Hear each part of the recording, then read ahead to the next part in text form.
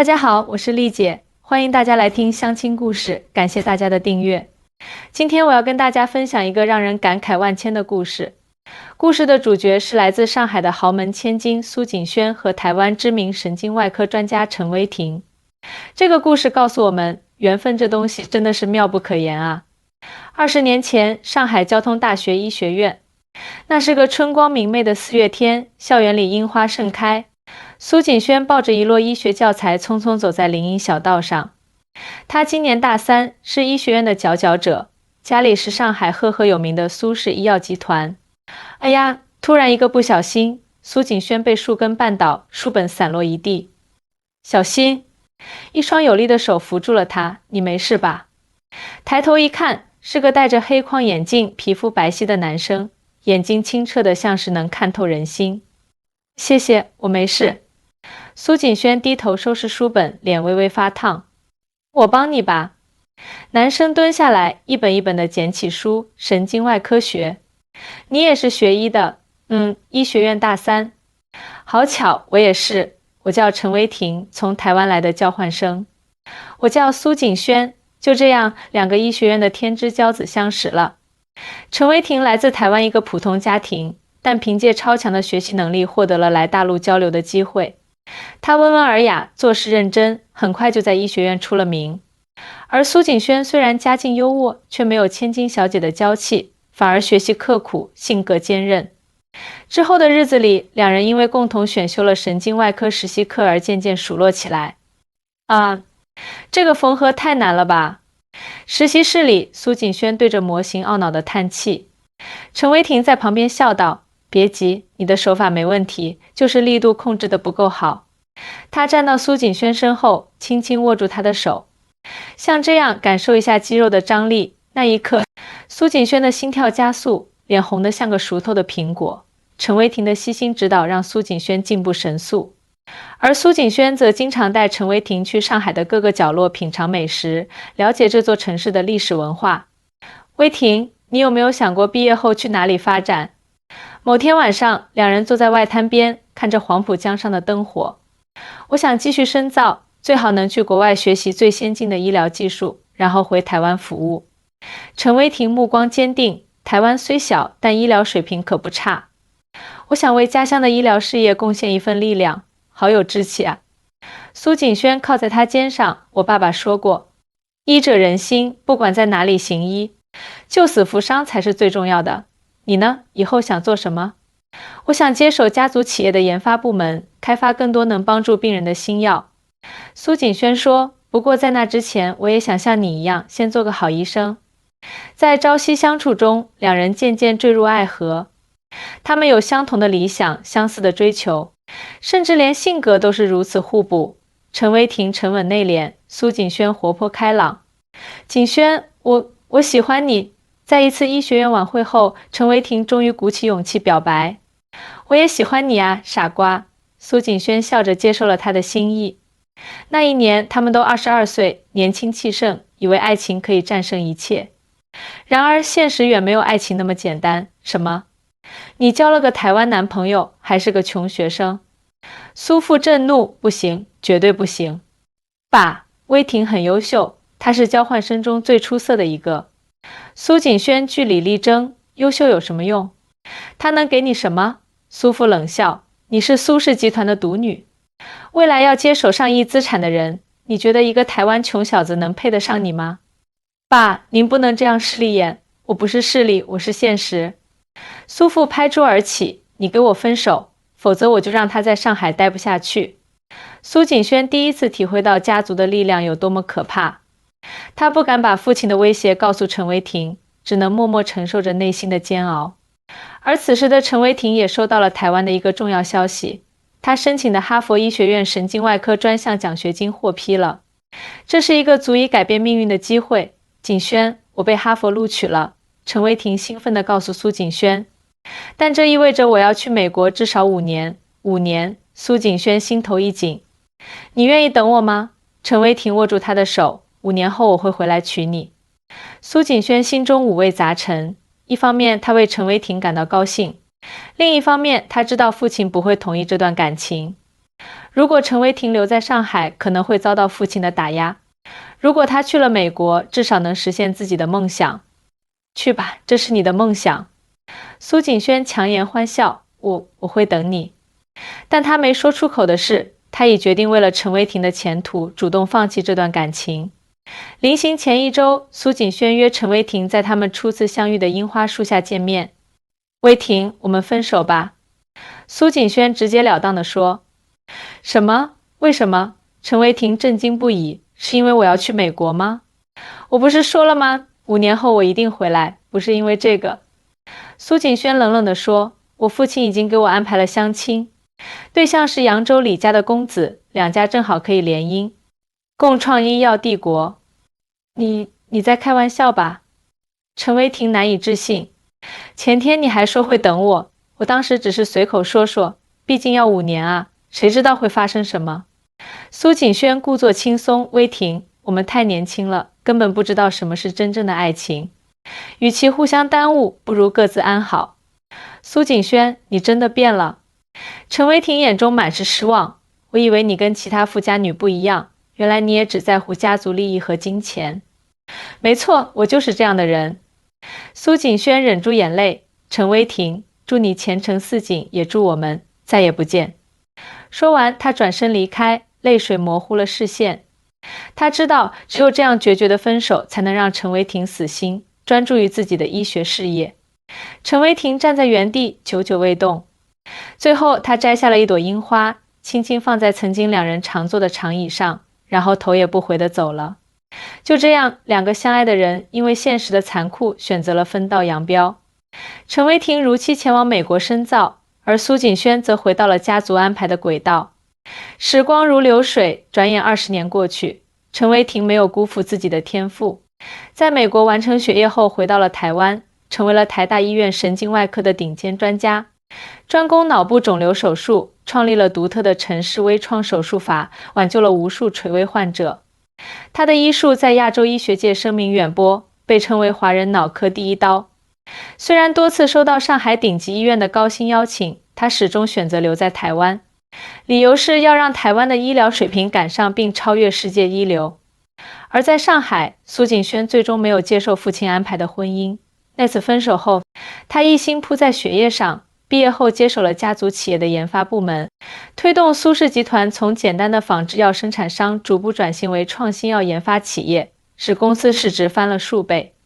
苏总，这个月的销售数据出来了，我们的新型抗癌药在欧美市场反响很好。助理汇报道，研发部那边的进展如何？苏锦轩问道，脸上已有了些许岁月的痕迹，但依然优雅从容。神经系统药物研发遇到了一些瓶颈，团队建议可以寻求外部合作。苏锦轩点点头，思绪却不自觉地飘向了远方。这么多年过去了，他偶尔会在医学杂志上看到陈伟霆的名字和成就，心中既欣慰又感慨。他实现了自己的梦想，成为了一名杰出的医生，而他也没有辜负自己的天赋，成为了一名成功的企业家。只是两人再也没有过任何联系。苏锦轩个人生活并不顺利，35岁时曾有过一段短暂的婚姻，但因为性格不合很快离婚了。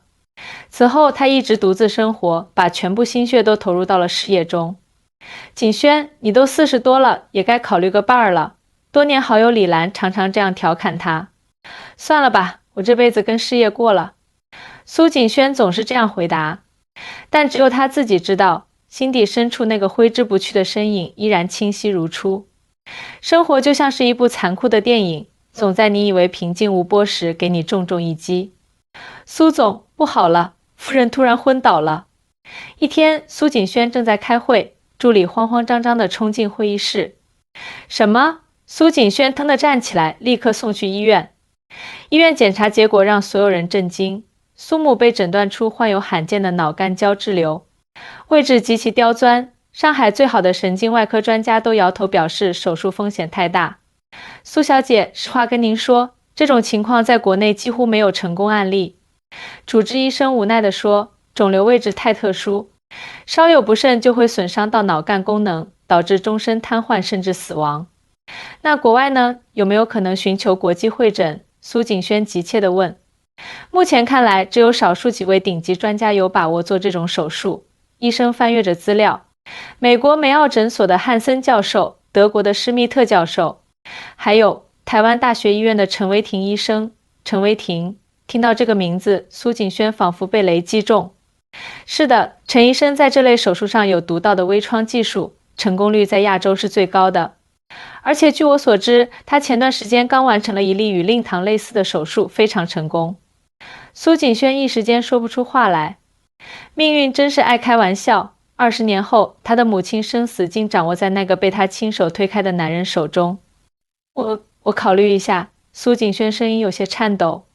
回到家中，苏锦轩辗转难眠。一方面，母亲的病情刻不容缓；另一方面，他不知道该如何面对陈维廷，那种愧疚和难堪让他几乎喘不过气来。爸，我们可能需要去台湾。第二天，苏锦轩鼓起勇气对父亲说：台湾？去干什么？苏父虽已年迈，但精神尚好。医生说，目前能有把握做妈这种手术的，只有台湾的一位专家，台湾的医生。靠得住吗？苏父惊讶道。台湾的医疗水平在某些领域其实是领先大陆的。苏锦轩解释，他们的全民健保制度实施得很成熟，医疗资源分配也很均衡，特别是在精密手术和医患关系方面，有很多值得我们学习的地方。这我还真不知道。一直以为台湾那么小，经济也不如大陆发达，医疗水平能好到哪里去？苏父有些惊讶。爸，您的观念有些过时了。苏锦轩苦笑。台湾虽然地小，但医疗水平一直在亚洲名列前茅。特别是他们的医生，受教育体系和职业道德约束，普遍有着很强的责任感和精湛的技术。我们去是很有必要的。那好吧。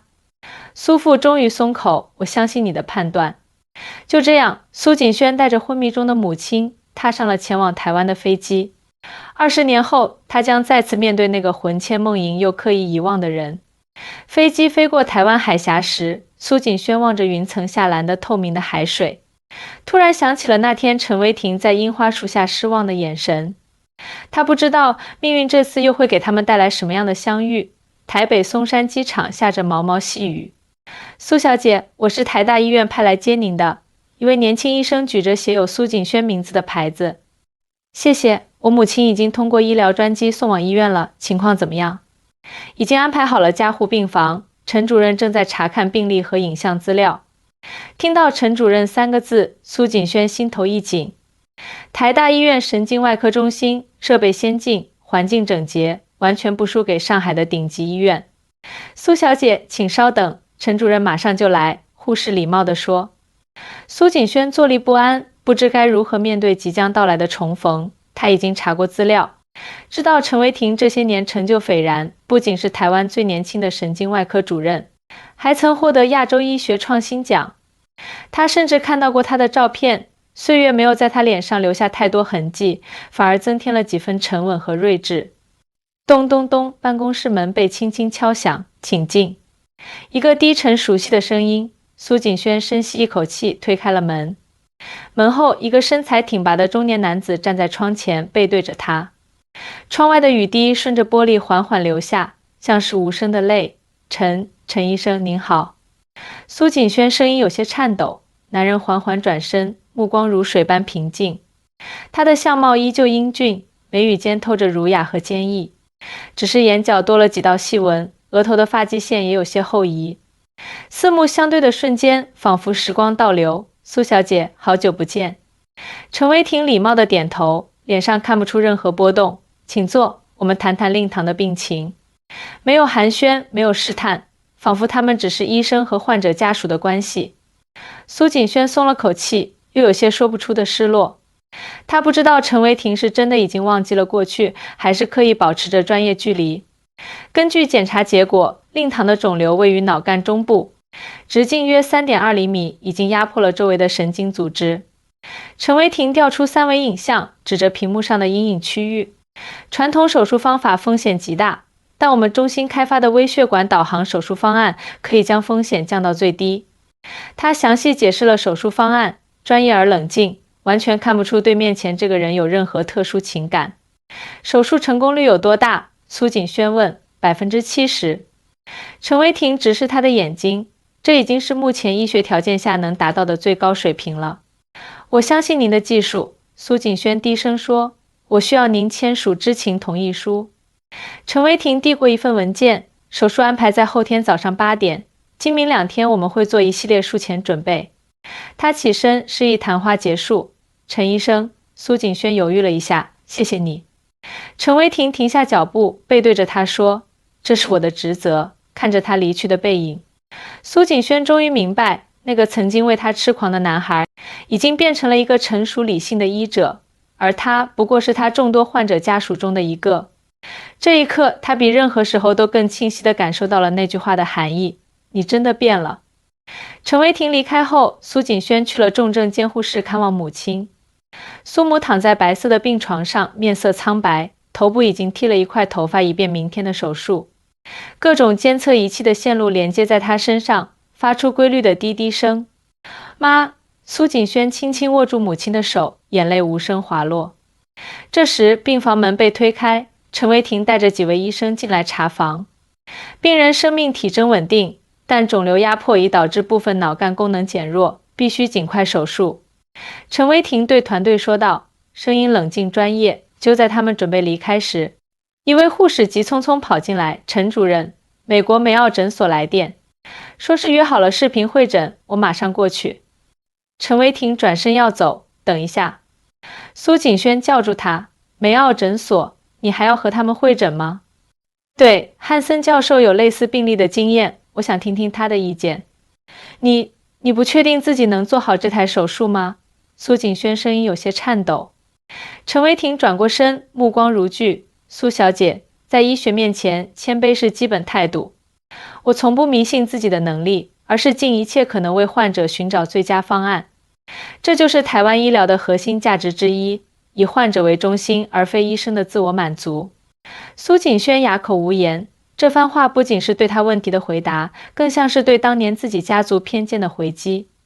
等陈伟霆离开后，一位年轻护士小声对苏景轩说，苏小姐，您别担心，陈主任是我们医院最好的医生，从不计较个人得失，就算是半夜3更接到急诊电话，也会立刻赶来。是啊，另一位年长护士接话，去年有个贫困山区来的患者，付不起手术费，陈主任不仅自掏腰包支付了全部费用，还帮他申请了健保补助。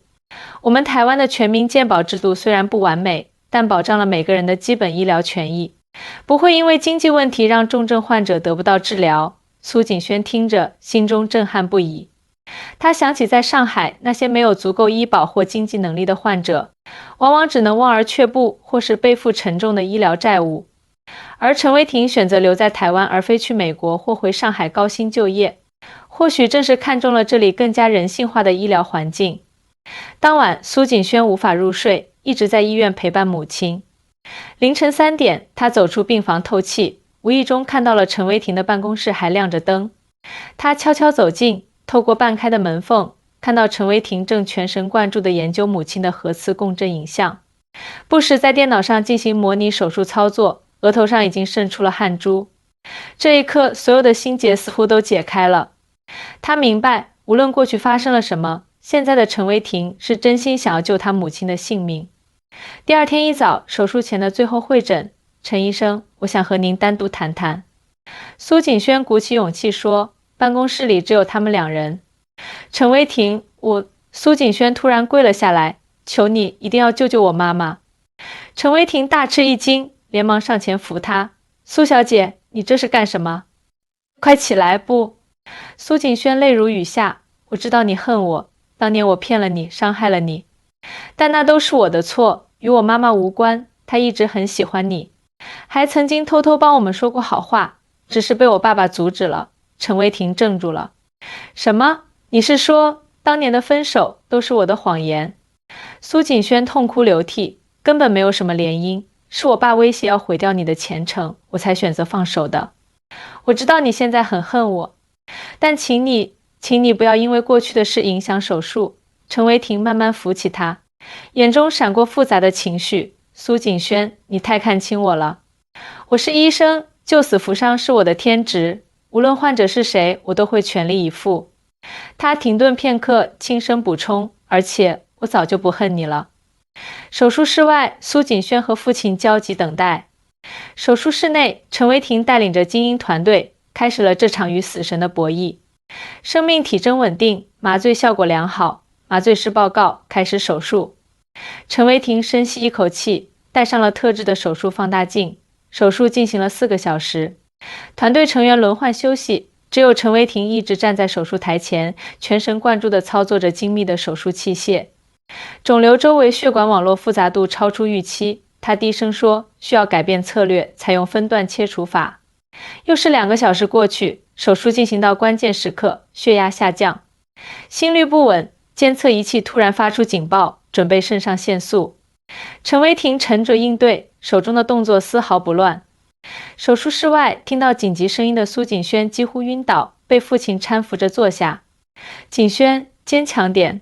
苏父老泪纵横，你妈妈命大，一定能挺过来。爸，都是我的错。苏锦轩哽咽道。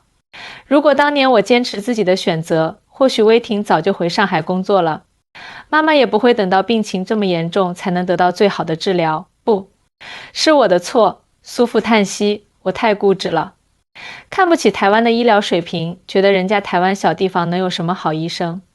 现在看来是我孤陋寡闻了。又是2个小时过去，手术室的门终于打开了。陈维霆走出来，摘下口罩，脸上的疲惫掩盖不住眼中的喜悦。手术很成功，肿瘤已经完全切除，没有损伤周围组织。真的吗？太感谢了，太感谢了！苏父激动地握住陈维霆的手。苏锦轩却看到陈维霆摇晃了一下，脸色苍白，连忙上前扶住他。你怎么了？没事，有点低血糖。陈维霆勉强笑了笑，8个小时没吃东西而已。你8个小时没休息？苏锦轩震惊道。这种手术不能中途换人，陈维霆轻描淡写地说。团队其他成员都很优秀，但我更熟悉整个手术方案。这一刻，苏锦轩突然明白，为什么陈维霆被称为华人脑科第一刀，不仅是因为他的技术，更是因为他的责任心与决心。术后3天，苏母已经脱离危险，被转入普通病房。陈医生，谢谢你救了我的命。苏母清醒后第一次见到陈维霆，眼中含泪。这是我的职责，夫人。陈维霆微笑道。哎呀，别这么生分嘛。苏母抓住他的手，当年你和景轩的事，我一直很遗憾。老头子太固执了，妈。苏锦轩在一旁急得脸都红了，有什么不好意思的？苏母笑道。陈医生现在可是台湾最好的神经外科专家，比那些整天只知道花天酒地的富二代强多了。苏父在一旁讪笑，是，老婆大人说的对。威霆啊，当年是我有眼无珠，对不住了。陈维霆有些尴尬，只是礼貌地点点头。晚上，苏锦轩送陈维霆到医院停车场。谢谢你，不仅救了我妈，还原谅了我父亲。他轻声说，医者父母心，我理解他的心情。陈维霆望着夜空，其实这些年我一直在关注你们苏氏集团的发展。你做得很好，把一家传统药企转型成了创新研发企业。你一直关注我。苏锦轩心头一跳，不仅是你，陈维霆微笑，还有你们研发的那款神经退行性疾病新药，我们医院正在做临床试验。苏锦轩有些失落。不过陈维霆顿了顿，我确实时常想起当年在樱花树下的那个下午。苏锦轩抬头，看到他眼中闪烁的情感，不再是那个冷静自持的医生，而是当年那个深情款款的少年。维霆，锦轩，过去的事就让它过去吧。陈维霆打断他，我们都有各自的生活和责任。我明白。苏锦轩低下头。但是陈维霆继续道，未来的路还很长。你母亲的术后恢复需要至少3个月的时间，期间需要定期复查。你的意思是？我想说的是，陈维霆清了清嗓子。苏氏集团和台大医院可以考虑在神经系统药物研发上展开合作，这对两岸医疗事业都是好事。苏锦轩扑哧笑了。陈医生，你这是在公器私用吗？不，陈维霆也笑了，我只是提出一个专业建议而已。至于私人感情，他顿了顿，或许可以等工作之外再谈。苏锦轩心中一暖，明白这是陈伟霆给两人的一个重新开始的机会。好，我期待我们的合作，他轻声说。1年后，台北。今天我们很荣幸请到了2位重量级嘉宾，台大医院神经外科主任陈伟霆医生和上海苏氏医药集团 CEO 苏锦轩女士，共同为大家介绍两岸医疗合作的新项目。主持人热情洋溢地说。台下掌声雷动，感谢大家的支持。陈伟霆走上讲台，过去1年，我们台大医院与苏氏集团合作开发的神经修复药物已经进入最后临床阶段。初步结果表明，它对脑外伤后的神经修复有显著效果。是的，苏锦轩接过话筒，这种合作模式充分展示了两岸医疗优势互补的可能性。台湾的医疗服务体系和临床经验，结合大陆的产业规模和研发投入，可以为两岸人民带来更多福祉。台下又是一阵掌声。演讲结束后，两人走在台北街头，看着霓虹闪烁的夜景。听说你拒绝了哈佛医学院的邀请，苏锦轩问道。我更喜欢待在家乡。陈伟霆微笑，何况现在还有一个很重要的合作项目要负责。只是项目吗？苏锦轩调皮地眨眨眼。当然不只是。陈伟霆握住他的手，还有一个20年前的约定要履行。什么约定？我说过，5年后我会回来娶你。陈伟霆认真地说，虽然晚了15年，但承诺依然有效。苏锦轩靠在他肩上，眼中含泪。值得等待。远处，台北101大楼的灯光如星河般璀璨，两人的身影在灯光下拉得很长很长，仿佛跨越了那道海峡，连接起两岸的过去与未来。